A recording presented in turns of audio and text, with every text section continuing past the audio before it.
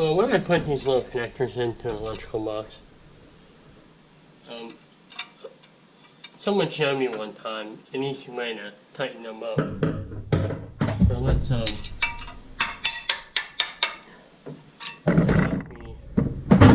the plug.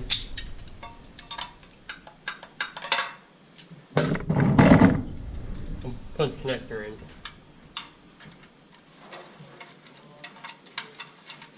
Now when you're tightening this in, I'm always trying to get in there with a screwdriver and try to tighten it down. But if you just leave that in a little bit of an angle and use your screwdriver and turn it,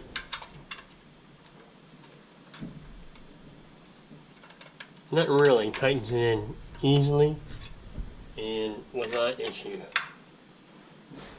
And that's it. That's all it takes to tighten them down. You don't have to get in here and tap them with a hammer or channel locks in here. And that works for main electrical boxes or just your regular work box like this. And your connector is tightened in with just a screwdriver and a little turn.